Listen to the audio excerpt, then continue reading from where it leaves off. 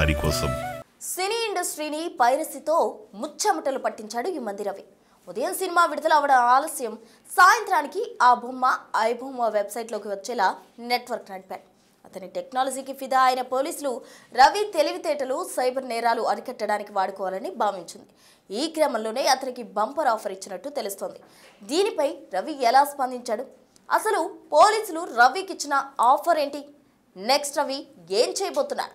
ఇలాంటి ఆసక్తికర విషయాలు ఈ స్టోరీలో తెలుసుకుందాం. ఐబొమ్మ బప్పం టీవీల పేరుతో వెబ్సైట్ నడుపుతూ సామాన్యులకు ఉచితంగా సినిమాలు చూపించాడు ఈ మంది రవి. థియేటర్కు వెళ్లి వేల రూపాయలు ఖర్చు పెట్టిన అవసరం లేకుండా స్మార్ట్ ఫోన్లోనే మంచి క్లారిటీతో సినిమాలు చూసేలా నెట్వర్క్ నిర్మించాడు. అయితే దురదృష్టవశాత్తు పోలీసులకు చిక్కి ప్రస్తుతం రిమాండ్లో ఉన్నాడు రవి. ఈ క్రమంలోనే అతన్ని 2 వారాలకు పైగా విచారించారు పోలీసులు. అతని దగ్గర నుంచి కీలక సమాచారం రాబట్టారు. వాటన్నిటినీ కోర్టుకు పొందుపరిచారు పోలీసులు. ఈ నేపథ్యంలోనే అతనికి బెయిల్ వచ్చే అవకాశం ఉందని చాలా మంది న్యాయవాదులు చెబుతున్నారు. దీంతో రవి టెక్నాలజీ టాలెంట్ను సైబర్ నేరాలు కట్టడికి ఉపయోగించుకోవాలని పోలీసులు భావించారు. బెయిల్ వచ్చాక పోలీస్ శాఖలో మంచి ఉద్యోగం కల్పిస్తా, పనికి తగినట్టు మంచి జీతం కూడా ఇస్తా, జాబ్ చేస్తావా అని అడిగినట్టు తెలుస్తోంది. పోలీసులు ఇచ్చిన ఆఫర్ను రవి తిరస్కరించాడని విశ్వసనీయ వర్గాల సమాచారం.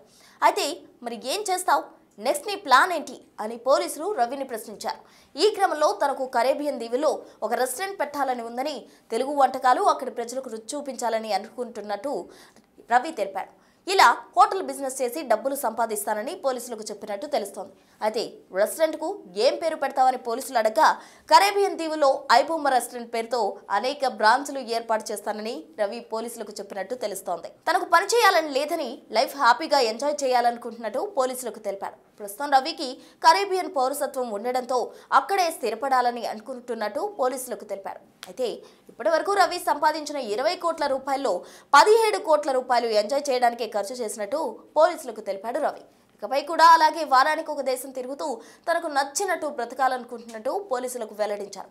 ఇకపోతే అతన్ని అరెస్ట్ చేసిన పోలీసులు ఏపీ, తెలంగాణలో ఉండే ఆస్తులు, అకౌంట్లో ఉన్న 3 కోట్ల రూపాయలు సీజ్ చేశారు.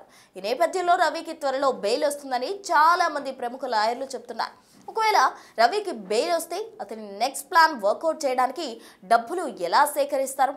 అసలు కరేబియన్ దీవులకు వెళ్లేందుకు కోర్టు అనుమతిస్తుందా?